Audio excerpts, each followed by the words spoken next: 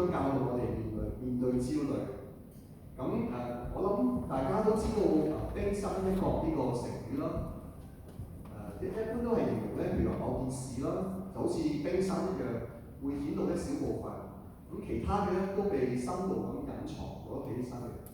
咁其實咧，焦慮嘅問題，我哋好多人都會面對嘅，都係可以用冰山一角呢個概念去理解嘅。因為咧，我哋肉眼所見嘅呢種焦慮嘅現象，其實咧只不過係問題嘅表現。咁喺焦慮嘅深處啦，其實有好多複雜嘅原因嘅。都涉及到好多層面，就好似隱藏喺海底下冰山嘅底部一樣。咁今日咧，我哋就通過耶穌喺馬太福音第6章嘅教導，嚟學下喺隱藏喺深度嘅其中一個好重要嘅一個層面，就係安全感。我哋從安全感呢個層面出發，去睇下耶穌點樣教導我哋看待焦慮嘅現象。咁如果你有手頭上嘅講道大綱啦，都可以根據講到大綱咧，作一個少少嘅補充啦。咁今日嘅主題咧，其實應該係我哋 next slide 就係咧，耶穌點樣教導我哋咧？耶穌係點樣教導缺乏安全感嘅我哋去面對焦慮？所以咧，我就再係強調一下啦，焦慮係有好多嘅原因嘅。咁除咗喺耶穌喺馬太福音嘅教導之外啦，其他嘅經文都有通過唔同嘅冰山一角深層嘅層面去教導我哋，但今日我哋主要係講缺乏安全感呢個原因，耶穌係點樣幫助我哋去面對焦慮嘅現象嘅。咁我哋咧諗焦慮嘅問題咧，唔好太過簡單化，好似話你焦慮係因為你信心唔夠咁簡單，唔可以咁樣嘅。我哋要真係要去諗得更深一層，咁樣嘅話，我哋唔會太簡單化啦，而且咁樣先係符合聖經嘅教導嘅。咁今日嘅講道咧就分成3個部分，我先嚟講到嘅第一部分就係焦慮必要嗎？焦慮必要嗎？咁可能對於喺焦慮當中嘅人嚟講啦，我哋成日會覺得我嘅焦慮一定係必要嘅啦，因為咧我嘅情況，當我哋遇到好多麻煩嘅時候，好多困境嘅時候，我嘅情況讓我冇得唔擔心喎。但係咧，耶穌就令我哋見到啦，我哋生命中嘅焦慮咧，其實咧好多時候係唔必要嘅，因為咧神係維繫住我哋每一個人嘅生命。馬太福音5到7章大家都應該好熟悉啦。你知唔知呢3段經文稱為耶穌嘅乜嘢啊？登山乜嘢啊？登山寶訓，點解大家都知嘅？馬太福音5到7章。咁喺登山寶訓入邊啦，耶穌就從唔同嘅方面咧，去教導基督徒應該係點樣將信仰活出嚟，活出呢個真係與眾不同嘅生命。所以登山寶訓咧，其實內容係好廣泛嘅，有講到婚姻啊、金錢啊、禱告啊等等。咁其中咧，耶穌就用好大嘅篇幅咧，就講到基督徒應該係點樣去看待焦慮嘅問題。咁我哋一齊睇下呢段經文，我哋一齊嚟讀出嚟好嘛？所以我告訴你們，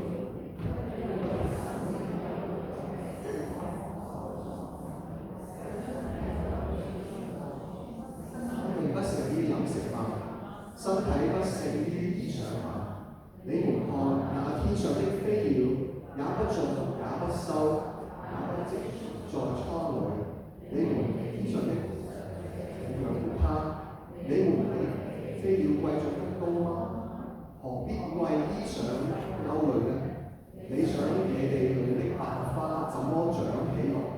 它也不愁，也不紡線。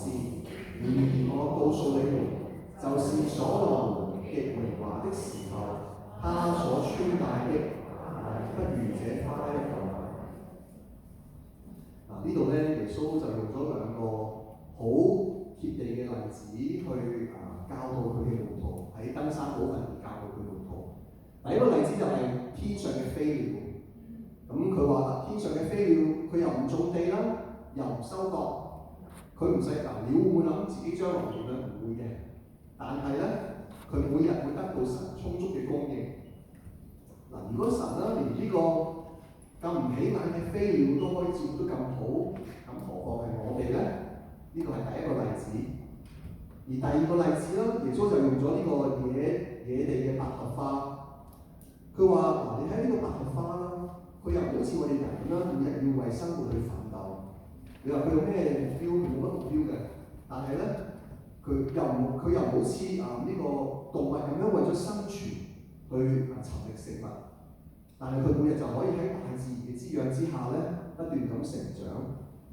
唔單止係咁喎，耶穌仲做咗比較，佢話百合花咁平凡嘅外表，同埋以色列呢個所羅門王最華麗嘅穿着比起身咧，百合花顯得更為寶貴。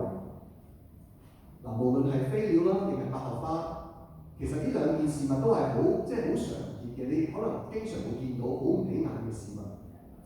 但係耶穌就用咗呢兩個咁唔起眼嘅事物咧，拋磚引玉同提醒教導我哋啦。神唔單止創造咗宇宙，佢更係用佢大能嘅手去供應同埋維持住所有嘅被造物。所以換句説話啦，神唔單止係創造世界，佢仲係維係整個世界。咁唔知在座大家有冇睇過日出啊？有冇睇過日出？舉下手。有冇曾經去睇過日出？我自己去睇過嘅。咁我記得就係太陽咧喺天邊升起嗰時候，你見到日出嗰個場景啦，你真係內心會油然升起，哇！我對呢個世界一定有一位造物主嘅，咁美嘅場景，你會對呢個造物主產生一個情不自禁嘅崇拜。咁其實除咗對於造物主嘅美好創造嘅崇拜之外啦，其實當我哋見到日出嗰一刻咧，我哋更要意識到，佢唔單止係一位造物主，佢更係維係住大自然嘅每時每刻嘅運作。佢可以令到太陽每日升起，呢個其實都係神嘅維係。如果神冇維係嘅話，我哋唔會見到聽日嘅太陽。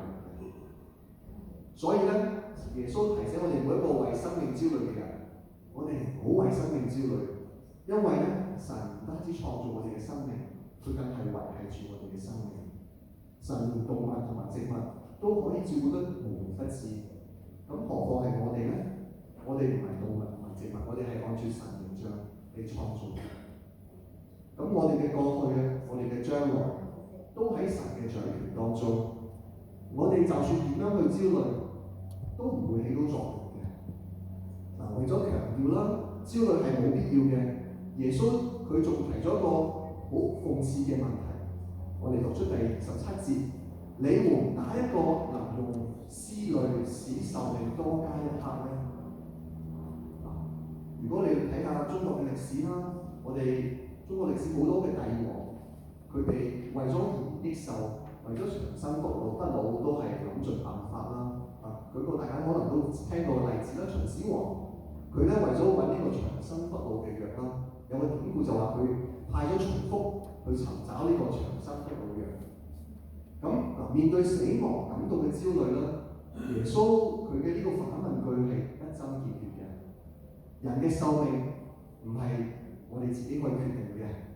無論我用幾多嘅時間去擔心我嘅壽命嘅問題，我嘅壽命唔會因為我嘅焦慮而增加多一日。神既然係我哋生命嘅泉源啦，亦都係我哋壽命嘅主宰。神係喺呢一切當中係作主嘅，唔係我哋作主。呢度咧，耶穌雖然教導我哋唔好為自己嘅壽命焦慮，但係咧佢唔係話我哋唔好照顧好自己嘅身體，呢個係兩個唔同嘅概念。我哋嘅身體係神所賜嘅，我哋需要去愛護、去看顧我哋身體嘅健康，咁樣先唔會浪費神所賜嘅生命。但係咧，我哋認清楚一個更大嘅事實就係咧，神係我哋生命嘅泉源，佢供應住我哋生命嘅所需，佢維係住我哋每日嘅生命。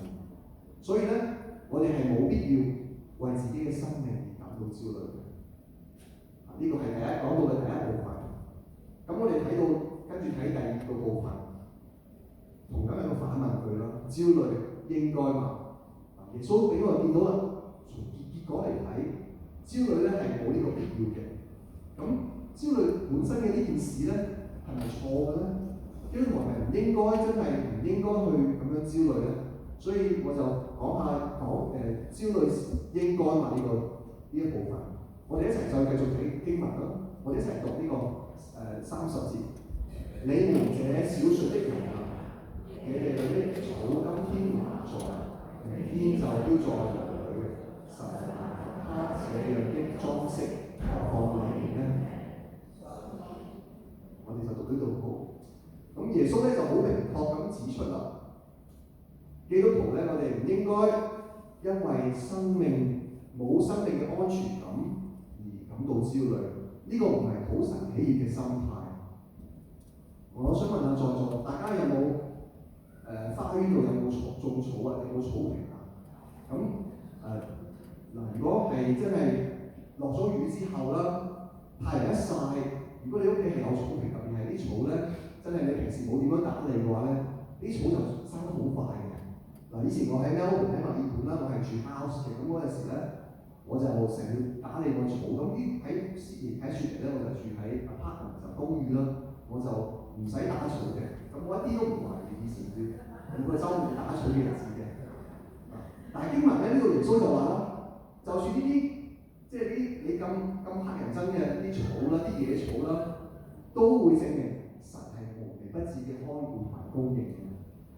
呢草嗱，譬如話你聽日打草，但係咧神咧都會讓佢今日得到充足嘅供應同埋維護。如果連呢啲咁微不足道嘅野草啦，都可以照顧得周全，咁何況係我哋嘅人咧？於是乎咧，耶穌喺其他經文咧就會稱呢啲人為小信嘅人，呢啲為生命而焦慮嘅人為小信嘅人。我哋佢哋耶穌唔係話佢哋冇信心，佢哋唔係冇信心嘅人，而係信心少嘅人。其實好多時候都係我哋作為基督徒嘅屬靈生命嘅寫照啦。可能從屬靈嘅層面嚟講啦，我哋知道神係供應者，我哋個安全感係嚟自於佢。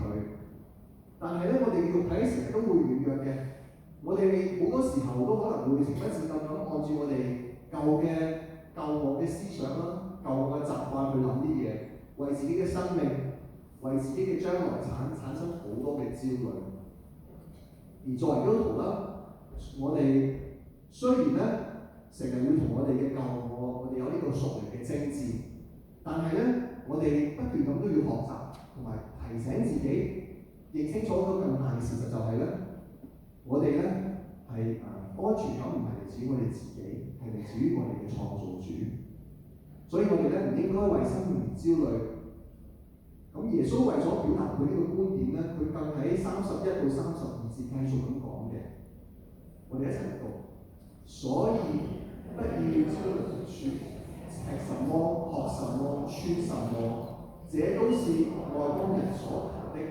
你們需要的這一切東西，你們的天父是知道的。咁你可能話，譬如我哋而家生活喺澳洲，其實我哋而家雖然唔係話大富大貴，但係我哋環境都唔錯啊！即係我哋唔需要我諗我哋可能都唔需要為溫飽嘅事情去擔憂啦。所以呢度耶穌話：我哋唔好為食乜嘢、着乜嘢擔憂。我諗。我哋好少咁擔憂，唔會話驚冇嘢食啊，冇衫着啊。點解耶穌專登教到佢哋門徒唔好為好似着乜嘢啊、食乜嘢啊去擔憂咧？係因為咧糧食同埋衣服喺耶穌個時代咧係非常之短缺嘅。喺當其時好多窮人啦，佢哋真係每日就係為咗呢啲嘢去擔憂嘅。咁所以咧喺當其時最大嘅民生話題，可以話就係食乜嘢、着乜嘢。咁當然咧，可能對於我哋嚟講，呢個唔係我哋最大嘅民生嘅話題啦。咁我想問下大家，喺雪梨啦，作為雪梨嘅華人，我哋可能擔心最多嘅民生話題係乜嘢？大家可唔可以討論一下？同你隔離嘅人傾下，即係我哋可能會擔心食乜嘢、着乜嘢，但係我哋會擔心乜嘢咧？咩係我哋最關心嘅民生話題？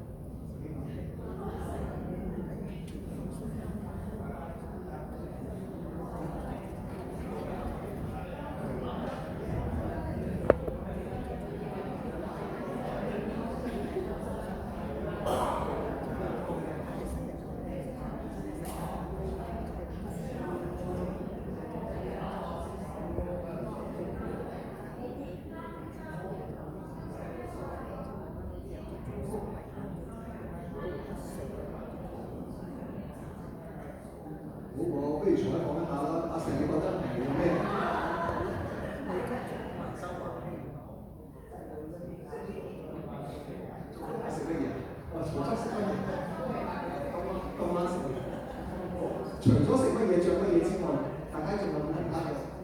當你覺得？打波 OK 好。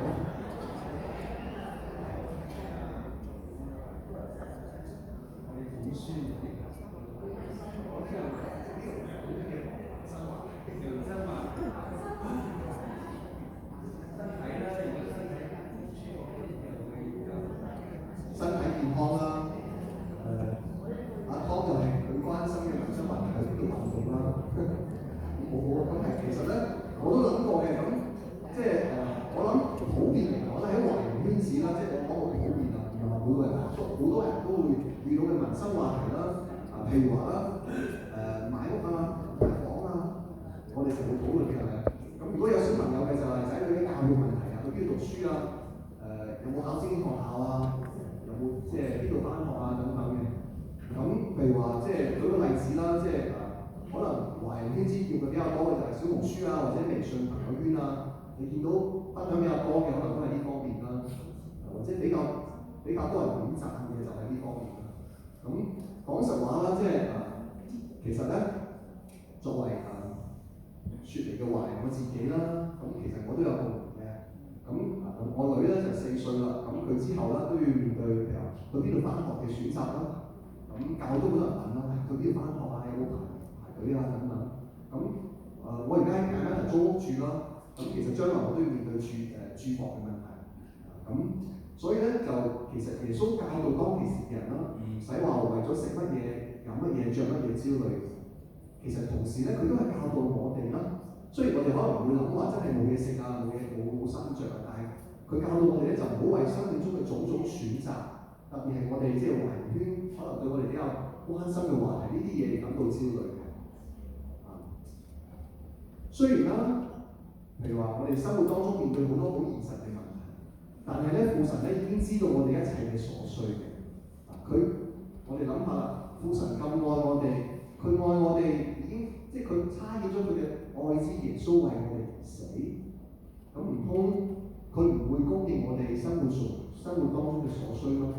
唔通佢唔會即係幫我哋幫我哋供應我哋所關心嘅民生話題嘛？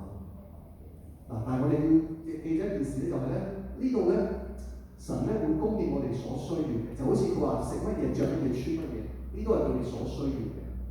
但係咧聖經絕對冇話俾我哋聽，耶穌絕對冇應承我哋話神會供應我哋一切所想要嘅。呢度係唔同嘅，神係我哋生命嘅供應者，但係佢唔係聖誕老人，佢唔係話你寫個聖誕好似願望清單咁樣，全部你想要佢會幫你實現，佢唔會咁樣做。耶穌從來冇喺佢教導當中話會咁樣做，佢唔會按照我哋嘅心意咧滿足我哋內心一切所想要嘅嘢。所以咧，作為基督徒咧，我哋唔可以被呢個世界所牽引住。我哋唔可以即係真係去焦慮呢個世界要我哋去焦慮嘅呢啲好大家都關心嘅話題。相反嘅，神係呼召我哋作為基督徒咧，要活出唔一樣嘅生命。因為咧，神係我哋安全感嘅來源，佢會供應我哋一切嘅所需。雖然唔係我哋一切所要嘅，佢俾我哋，但係我哋一切所需嘅，佢一定會供應我哋。咁耶穌嘅教導咧，就讓我哋好清楚知道。我哋生命中嘅焦慮啦，一般嚟講係冇必要嘅，而且係唔應該嘅。但係你可能會問，講係咁講啫，但係我而家每日都焦慮喎，即係可能你講係咁講我都明，但係我一樣會焦慮到瞓唔着覺。我每日都可能會為呢啲問題焦慮，感覺到心情好差喎。咁點算啊？可能中年人啦，可能就會諗話，哇！如果一日我失業點算啊？咁年長者啦，可能就會諗，哇！如果我身體越嚟越差點算啊？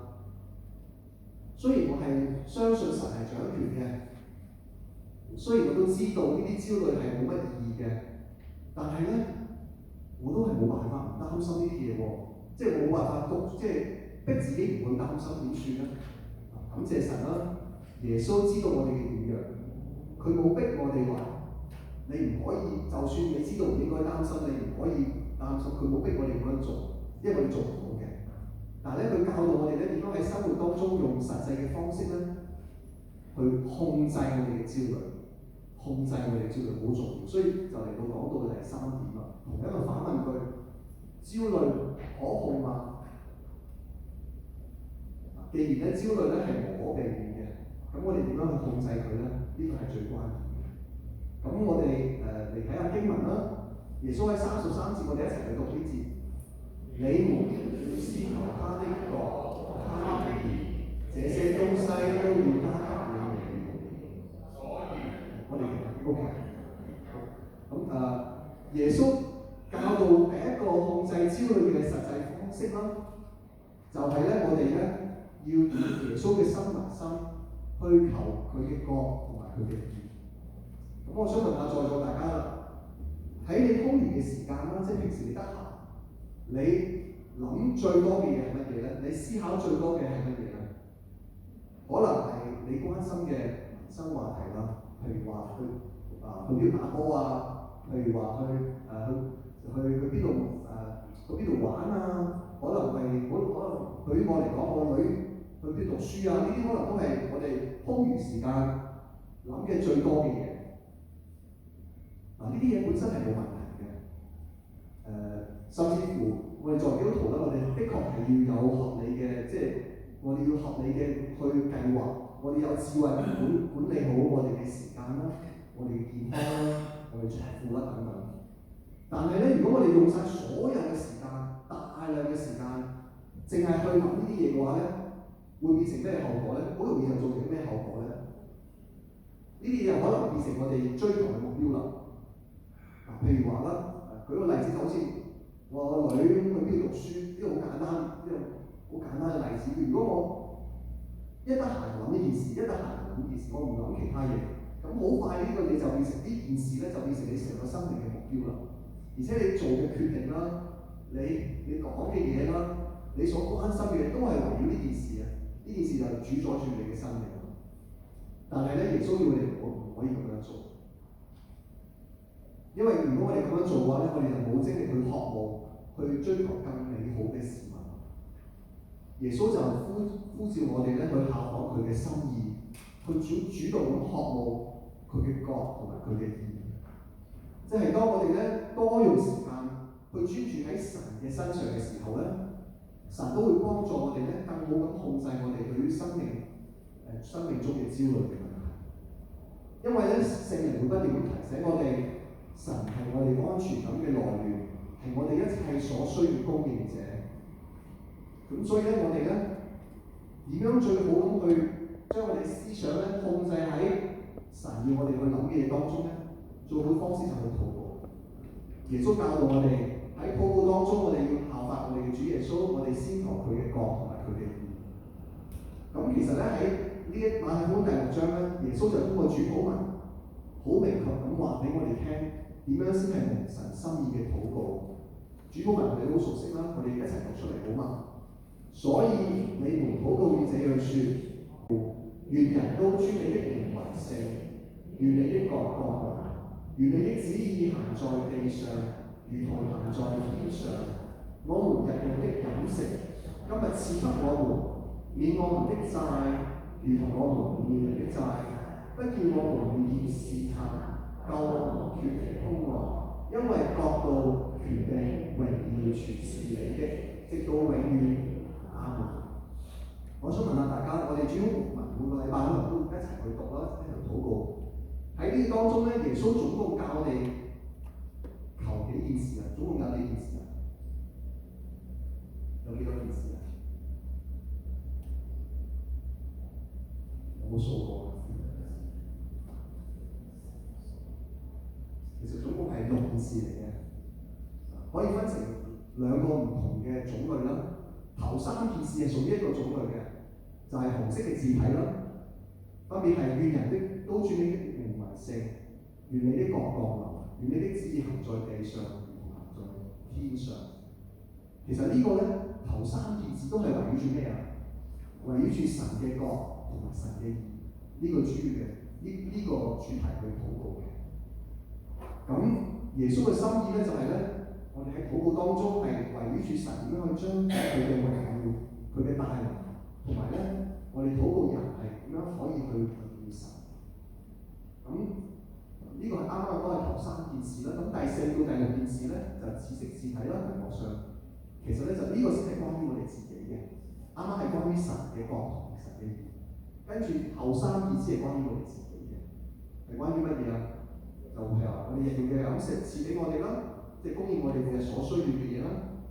咁求神赦免我哋嘅罪，免我哋嘅債，我們要人的債，同埋咧不叫我哋無意見試探，救我們脫離兇惡。呢個最尾一件咧就係求神保守我哋喺世上嘅生命，叫我哋唔好去犯罪啦。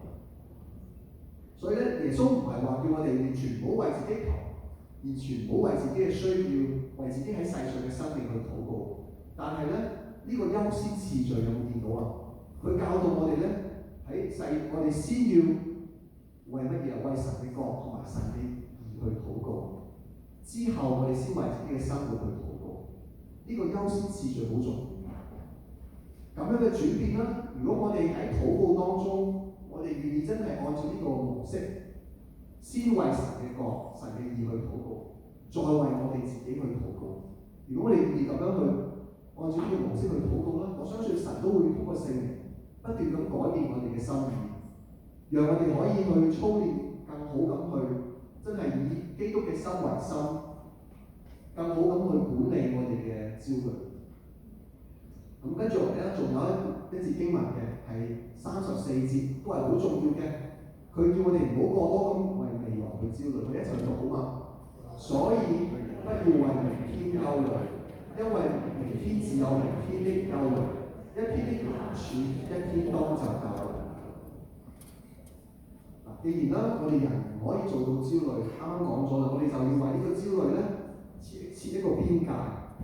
讓佢喺呢個焦慮嘅呢個邊界範圍內合理咁去焦慮，唔可以讓佢超過呢個範圍。唔知大家有冇聽過網絡上一句説話啦？喺可能即係內地比較流行嘅一句説話啦，就係明天和意外，你不知道哪一個先來。可能我唔知廣東香港人有類似嘅講法啦，但係內地有好多人會咁樣講嘅，意思就話咧你唔知道邊度發生咩事。啲人係我哋所控制嘅，所以我哋唔好即係唔好過多咁計劃啦等等。其實啦，呢件事呢句説話雖然係網絡用語啦，但係我諗某個層面上都係符合神嘅教導嘅。因為咧，的確明天唔係我哋掌握嘅，係神所掌握嘅，所以我哋唔知道明天真係會發生咩事。但係我哋知道咧，神係愛我哋嘅天父，我哋知道咧。佢如此愛我哋係可以將我哋嘅明天放喺佢嘅手當中嘅。我哋讓佢去掌握我哋嘅明天。咁既然我哋唔知道明天同埋意外邊個會先嚟，我哋可以點做咧？我哋就唔好過多咁去擔憂明天啦。唔係話叫我哋活在當下，對生活冇計劃，唔係呢個意思，而係咧，我哋要將我哋嘅呢啲計劃又好、焦慮又好咧，放喺呢個範圍嘅框框入邊。唔可以俾佢行出去，唔可以俾佢無限咁、無限咁擴展到框框出邊。因為如果佢去咗框框出邊之外，咁就失控啦，咁就會變成影響你神嘅關係咁樣。所以耶穌嘅教導咧，就係我哋未來嘅安全感係建立喺神嘅主權之下，而唔係建立喺我哋嘅規劃當中嘅。所以當我哋認清楚神係掌權我哋明天嘅呢個事實嘅時候咧，我哋就更好可以控制我哋生命中嘅焦慮啦。好，咁而家講到嚟到尾聲啦，我都做一個少少嘅總結。嗱，如果咧你覺得耶穌嘅教導啦好有智慧，對你好大嘅啟發啦，咁有一件事好重要，一定要講嘅就係咧，耶穌唔單止一個充滿智慧嘅人生導師。佢更係呢個創造天地萬物嘅主，佢一日會審判，會翻嚟審判所有嘅人類。所以我特別想同我哋在座當中，如果你仲未信主嘅，我特別想同你講嘅，就係咧，耶穌嘅教導其實係建立喺一個大前提之下，就係咧，我哋首先應該係向佢認罪悔改，我哋應該跟隨耶穌接受佢作為我哋個人嘅救主。喺呢個前提之下啦，我哋先可以真正明白同埋接受耶穌嘅教導，我哋嘅生命先可以有真正嘅盼望。所以咧，如果你仲未信主嘅話，我希望今日嘅教導唔係讓你只係見到耶穌一個好有智慧嘅人生導師，而係讓你見到呢位有智慧嘅人生導師需要成為你嘅主人，因為佢一日會翻嚟審判世人，所以我哋應該悔改，應該歸向佢。咁如果你已經係基督徒嘅話啦，如果你已經信咗主嘅話啦，咁今日嘅經文咧，對我哋嚟講都係好重要嘅，因為咧提醒我哋嘅安全感係嚟自於神嘅，而唔係嚟自於我哋自己嘅。我哋冇必要啦，亦都唔應該為生命焦慮，因為神係我哋生命嘅泉源，係我哋嘅生命嘅安全感嘅保障。咁我哋點樣可以讓我哋唔好咁多焦慮咧？我哋將我哋焦慮控制喺呢個範圍、呢個框框入邊。我哋首先做嘅就係從禱告開始。我哋以耶穌嘅心意去禱告，我哋先求神嘅國、神嘅義，將呢個擺喺第一位，跟住先求我哋自己嘅生命所需要嘅。當我哋有呢個優先次序嘅話，我相信聖靈會喺我哋生命中工作，讓我哋慢慢咁，我哋嘅心意去改變，讓我哋所關心嘅事物唔再係我哋自己所焦慮嘅嘢，而係我哋更多關心嘅係與神嘅關係、神嘅國、神嘅義。咁樣嘅話都會幫助我哋更好見到帶住從神而嚟嘅視角，去見到我哋嘅安全感係屬於神嘅。咁最後咧，我都想提醒下大家，就好似我啱啱一開始講嘅焦慮嘅問題啦，就好似冰山一角一樣。我哋只不過見到焦慮嘅表面，焦慮嘅入邊啦、背後啦，就好似呢個圖咁樣，下邊有好多嘅因素嘅。咁今日耶穌教導咧，就係從呢個安全感喺呢個下邊當中好大嘅一個因素啦。但係可能有其他嘅因素嘅，所以咧我哋看待焦慮嘅時候啦，即係如果譬如我哋有弟兄姊妹係有焦慮嘅問題，我哋唔好太簡單化，覺得話你有焦慮係因為咧你信心軟弱，你有焦慮係因為咧你冇讀聖經，唔係咁簡單嘅，係有好多嘅原因嘅。咁我哋要多啲時間去聆聽啦，多啲時間去思考咯。但係今日嘅講道咧都好重要嘅，讓我哋可以從呢個安全感嘅層面，雖然表面睇唔到下邊嘅原因，但係安全感係一個好重要嘅層面，去幫助我哋去控制呢個焦慮嘅問題。咁願神祝福大家啦！最後我帶領大家一齊禱告。父神，感謝你，我哋今日可以通過耶穌嘅教導，我哋好熟悉嘅呢個登山寶訓啦，去學習點樣去控制我哋嘅焦慮。我哋特別為我哋在座嘅弟兄姊妹，我諗可能都有唔少嘅，因為我哋而家生活喺呢個時代係一個好焦慮嘅文化嘅時代，嘅世代，所以咧我哋咧可能弟兄姊妹當中咧都有唔少嘅係有焦慮呢個問題。